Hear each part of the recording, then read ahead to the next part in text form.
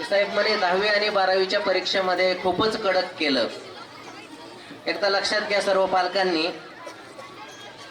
की आपल्याला जर नोकरी साधारणतः 30व्या वर्षी लागणार आहे. आपलं शिक्षण तर 21 वर्षीच संपलं होतं पदवीधर. आपलं शिक्षण जरी पोस्ट ग्रॅज्युएशन केलं तरी 23-24व्याच वर्षी संपलं होतं. जेव्हा भारतामध्ये ब्रिटिशांचं राज्य होतं तेव्हा IAS हा 21व्या वर्षी होत होता. लक्षात घ्या. म्हणजे त्यावेळेस अशा 3-3, 4-4 संधी नव्हत्या.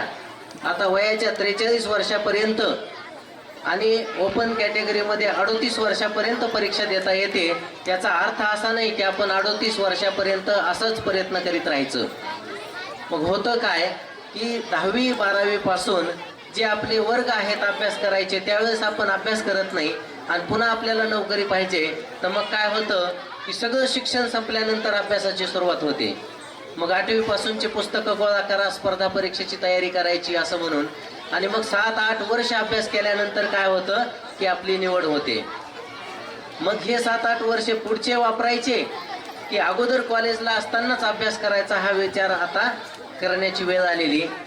बऱ्याच दिवस काय होतं की पालक जेव्हा तहसील कार्यालयात येतात, पंचायत समितीत जातात, कुठल्याही शासकीय कार्यालयात जातात तेव्हा सगळ्यांचं म्हणणं काय असतं की आमचं काम झालं नाही, आम्ही चक्रा मारतो. परंतु काम करण्यासाठी त्या व्यक्तीच्या अंगामध्ये पात्रता निर्माण होणं आवश्यक आहे आणि ती पात्रता केवळ शिक्षणामधून निर्माण होऊ शकते. हे लक्षात घ्या. आपण जर कॉप्या करून 10वीची परीक्षा 12वीची परीक्षा देत गेलो आणि विद्यार्थी तसेच कोरीपाटी घेऊन पुढे आले तर मग ज्यावेळेस तो खुर्चीत बसलेला आहे तेव्हाच तुमचं काम होणार नाही. मग प्रशासनाला दोष द्यायचा असेल तर मग आपल्याला ह्या गोष्टीमध्ये जे 10वी आणि 12वीचे वर्ष आहेत ह्याच्यामध्ये लक्ष देणं आणि मग हा पाया पक्का करायचा असेल तर पहिलीपासून आपण प्रत्येक वर्गातल्या मुलाला शिक्षणाकडे चांगल्या दृष्टिकोनातून नेण्याची गरज आहे. अलीकडच्या काळात मोबाईलचा वापर खूप मोठा वाढलेला आहे. मोबाईलचा जितका तुम्हाला चांगला वापर करता येईल तो आपण करावा आणि जेणेकरून आपल्या मुलांचं शिक्षण चांगलं होईल यासाठी आपण सर्वांनी प्रयत्न करावेत. एक थोडक्यात सांगतो, मी लहान असताना हे शाळेतले मुलं आहेत ना त्या वयाचा असताना डॉक्टरची बॅग आणि एक इंजेक्शन बंद पडलेलं घेऊन फिरत होतो. सगळं गाव मला डॉक्टर म्हणत होतं.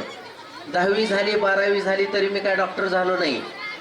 मग शेवटी काय झालं, मार्क कमी पडले. 12वीला मला फक्त 50% मार्क पडले आणि गाव तर डॉक्टर म्हणत होतं. मग शेवटी मला लोक नावं ठेवायला सुरू झालं. मी BSc केली. सगळे म्हणायचे अरे आम्ही तर तुला डॉक्टर म्हणत होतो आणि तू तर कंडक्टर सुद्धा होत नाही आता. मग अशी परिस्थिती निर्माण झाली. शेवटी मला असं वाटलं की आता कुठल्या ना कुठल्या रूपानं डॉक्टर व्हावं म्हणून मी BSc केली, MSc केली आणि PhD करायची ठरविली. PhD केल्यावर डॉक्टर फक्त नावाच्या अलीकडे लागतं, बाकी त्याचा फायदा फारसा काही होत नाही. परंतु पुन्हा लक्षात आलं की नुसतं नावाचं डॉक्टर काय उपयोगाचं आहे, आपण काहीतरी वेगळं केलं पाहिजे म्हणून MPSC केली आणि तहसीलदार झालो.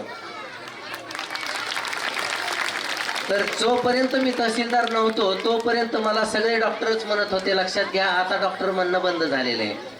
तर माझं असं म्हणणं आहे की आपण हे आपल्या मुलांना काहीतरी सुचवलेलं असतं किंवा मला माझ्या विद्यार्थ्यांनी हे बनलं पाहिजे ते बनलं पाहिजे. परंतु आपण जे बनायचंय त्यासाठी आपण वातावरण निर्मिती सुद्धा केली पाहिजे. त्या दृष्टिकोनातून सर्वांनी प्रयत्न करावेत. अतिशय चांगल्या पद्धतीचं या ठिकाणी वातावरण आहे.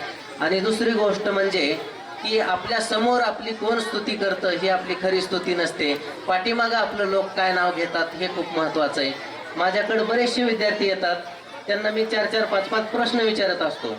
आणि मग मानोरकर विद्यालयाचे जेव्हा विद्यार्थी आले त्यांनी बऱ्याचशा प्रश्नांची उत्तर दिली. मग मी त्यांना विचारले की कुठली शाळा आहे, ते म्हटले मानोरकर विद्यालय. मी म्हटलं मानोरला आहे का ती? नाही म्हटले इथे कान्होबाच्या वाडीला शाळा आहे. तर चांगल्या पद्धतीने मुलांनी या शाळेचं प्रतिक्रिया व्यक्त केलेल्या आहेत. शाळेचं नाव नक्कीच उज्ज्वल करण्याचा ते प्रयत्न करत आहेत. त्यामुळे एक लक्षात घ्यायचं की आता संत महात्मे असू द्या, अधिकारी असू द्या किंवा लोकप्रतिनिधी असू द्या, तर जनतेच्या नजरेमध्ये जसं आपण आरशामध्ये आपली इमेज बघतो तसे जनतेच्या मनामध्ये आपली इमेज असते. आपण कसे ते आपण सांगायची गरज नाही. पाठीमागं लोक आपल्याबद्दल बोलतात, आपण नेमकं कसे आहोत ते. धन्यवाद. या ठिकाणी मला बोलावल्याबद्दल आयोजकांचे आभार व्यक्त करतो. जय हिंद, जय महाराष्ट्र.